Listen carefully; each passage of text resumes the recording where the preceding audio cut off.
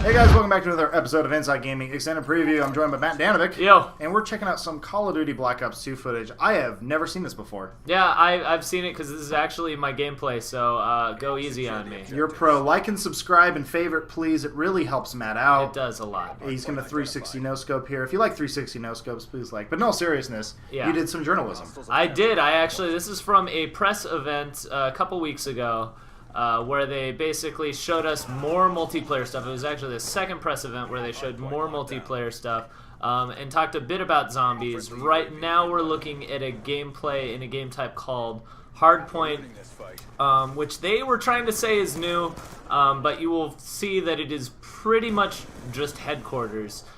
This is a new map. I forget which one it's called. Well, they're all new maps, but I forget which one this is. It's, again, fitting in kind of the style of Black Ops style maps where there's a lot of entry points, but it's pretty small and just kind of almost like a figure eight in a lot of ways. So, I'm a little hazy. Headquarters, was that the one where you hold points, or there's like an objective? What are you supposed to do exactly, or what is the objective in Hardpoint? So basically in Hardpoint there is a point that goes up that's neutral, and you guys spawn, but basically there are two spawns. And you spawn at opposite sides, and as you see, you rush to try to control it. And so if you have only your guys within that point, you control it, and then you get more points during that time. In the first, I remember playing that. So 250, yeah. Yeah, so why change the name? That seems... I don't know. I mean, perhaps there are different, like, bonus points or things moving to it. I would imagine it's probably the scoring system is a little different. Right. As you'll see though, spoiler, this one does not go the distance because it is due to the kind of small nature of this map. There's a lot of killing going on. A lot of killing. What was the setup here? 8 on 8? I believe, it's 6 on 6. And this was you and other journalists, or did they bring in the hardcore Hutches and Nanners of the world? It was me, other journalists, and then also some Treyarch employees. So it was actually pretty stiff competition because little journalistic secret. While I am not the best FPS or gamer necessarily in the world, generally journalists are garbage.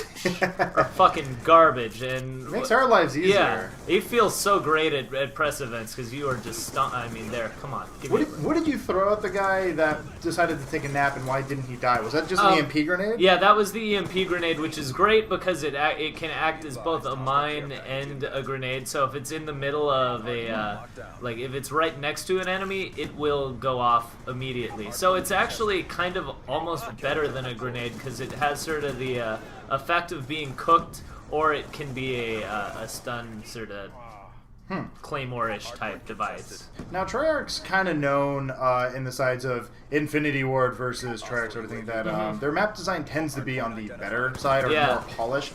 Was that the vibe you were getting at this event? Yeah, I was loving these maps, to be completely honest. This one is a little bit.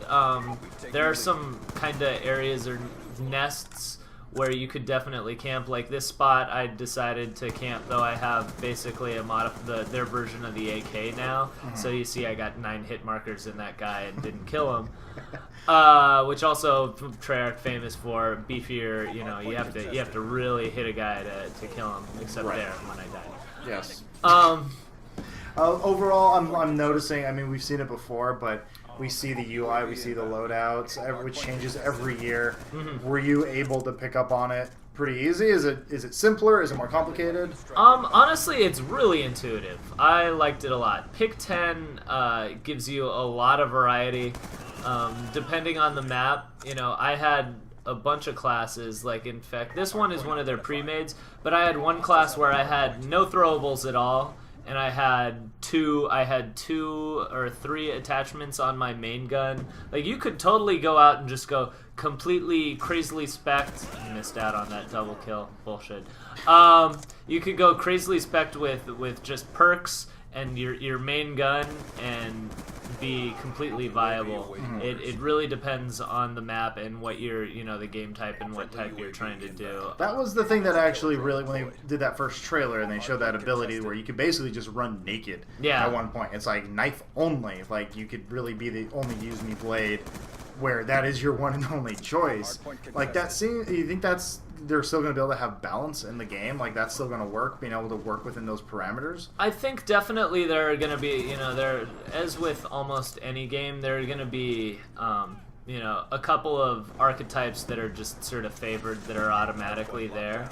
However, one thing that I was worried about when they were talking about Pick 10 and things like that, and granted, I only got to play like 4 hours or so of multiplayer, and didn't really get to experiment. But what I was really afraid of was that the Pick 10 was going to just be a great tool for someone to exploit the game, really break it. And from what I can tell thus far, it's looking pretty balanced, actually. It is looking like, it's more rather than just a tool that destroys everything, it's the right tool for the right job. Really kind of that rock, paper, scissory mechanic that makes for good balance in a good game.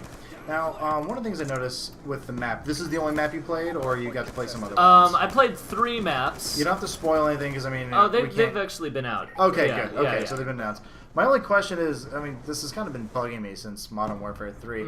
It's just all the maps kind of look the same with this overly destroyed feel, and one of the things I loved about Black Ops was they had some really cool maps where it was like, buildings were still intact. Yeah. Is there anything like that? Like something that's not just a post-World War III building? There is stuff like that. In fact, actually, this is the only map that's the overly destroyed map that I actually played on. One is is basically in Los Angeles in the fabled completed light rail system in here.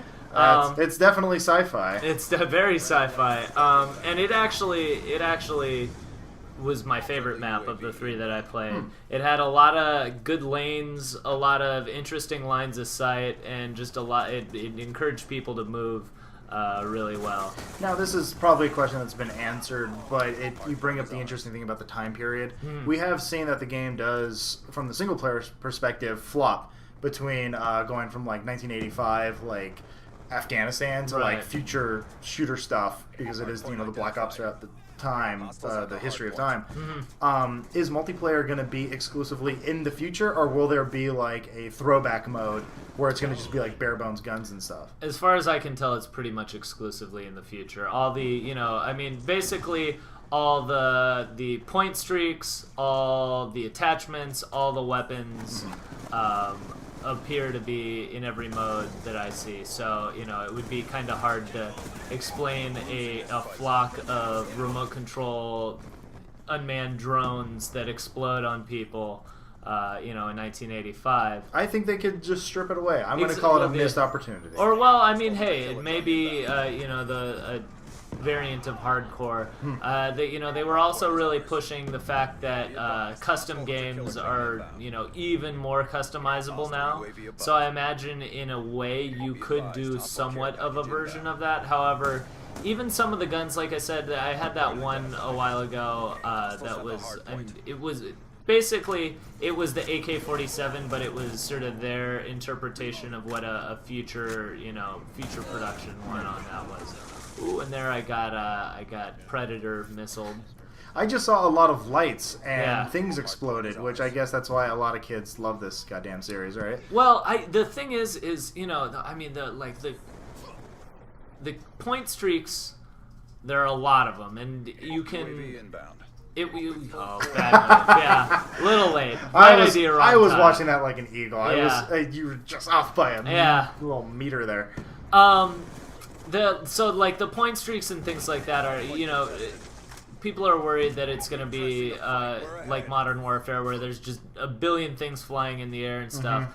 One of the things that I took away from it is hard to get a point streak. The points are sufficiently difficult in order to make it. Those upper end point streaks are actually quite an achievement and are going to be a while. You aren't going to have 9 things flying in the air at once. Like, in fact, I had just gotten the UAV right then for the first time. Are they going to do anything? This is something that Modern Warfare 3 kind of introduced with having the like kind of a support class, being able to actually get points and work your way up without having have to be Senior Commando trying to get a Moab the entire time. Right.